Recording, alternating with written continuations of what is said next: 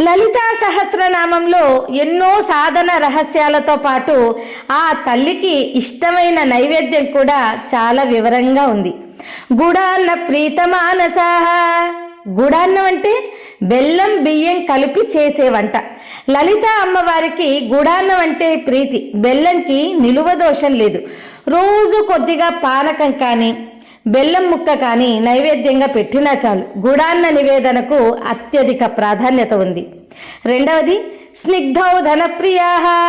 స్నిగ్ధ అంటే తెల్లని, ఓదనం అంటే అన్నముని ఇష్టపడే తల్లి అని లౌకికార్థం.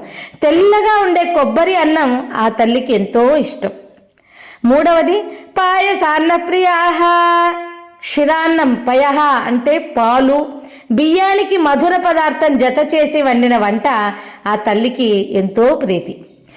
మధు ప్రీతాహ. మధు అంటే తేనె. తేనె గారెలు కలిపి నివేదిస్తే అమ్మవారికి చాలా ఇష్టం.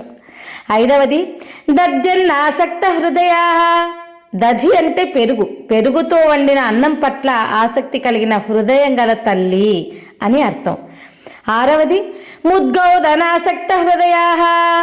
ముద్గ అంటే పెసలు, పెసరపప్పు నానపెట్టి కాస్త బెల్లం వేసి పాయసం చేసి నైవేద్యం పెట్టడం ఆ తల్లికి ఎంతో ఇష్టం. ఏడవది హరిద్రాన్నైక రసికాహ. హరిద్రం అంటే పసుపు. పసుపు బియ్యం కలిపి వండే పదార్థాన్ని మనం చిత్రాన్నమని, పులిహోర అని అంటారు.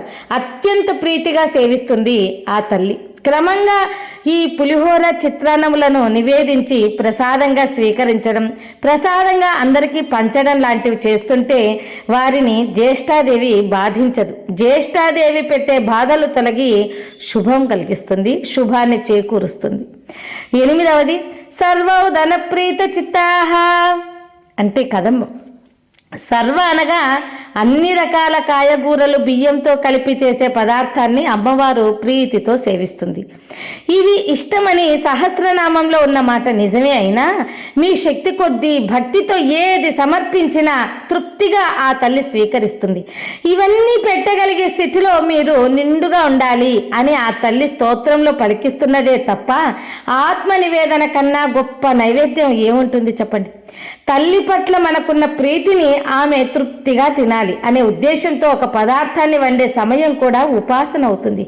ఆ సమయంలో ఎక్కువగా ఆమె గురించి ఆలోచిస్తూ చేయడం వల్ల ప్రసాదానికి అంత రుచి వస్తుంది. అందుకే ఎన్ని పదార్థాలున్నా ప్రసాదం రుచి ఆ రుచే వేరు.